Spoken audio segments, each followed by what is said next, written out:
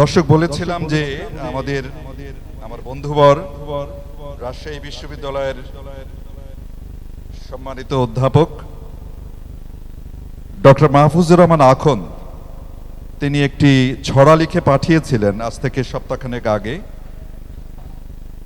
সেই ছড়াটি না পড়ে পারছি না, কারণ আজকে আমরা যখন এখানে এই সুন্দর পরিবেশে এসির মধ্যে থেকে অনুষ্ঠান করছি, কালচারাল অনুষ্ঠান উপভোগ করছি, তখন ফিলিস্তিনে বোমা পড়ছে অহরহ, আমার প্রিয় ভাই বোনদেরকে তারা হত্যা করছে এবং তারা ইসরায়েল, এই জায়নবাদী সরকার, তারা ইসরায়েলের পোড়া মাটি গ্রহণ করেছে।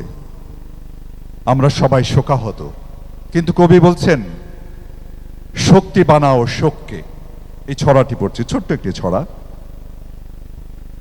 শক্তি বানাও শোককে, মাহফুজ রহমান আখন। ফিলিস্তিনে জ্বলছে আগুন বক্ষে, বিশ্ববাসী দাঁড়াও রুখে মানবতার পক্ষে। ফিলিস্তিনে জ্বলছে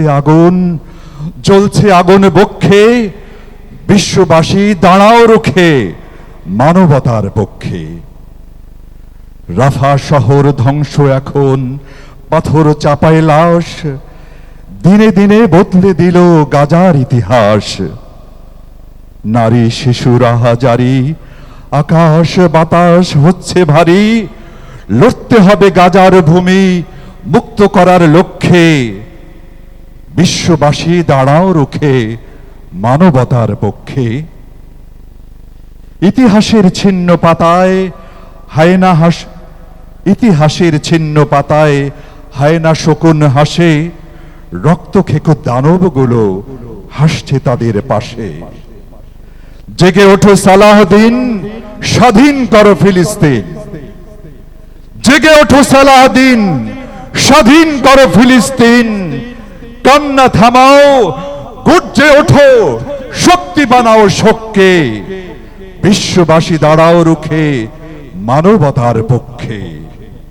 ফিলিস্তিনে জ্বলছে আগুন বক্ষে, বিশ্ববাসী দাঁড়াও রুখে মানবতার পক্ষে। সবাইকে ধন্যবাদ।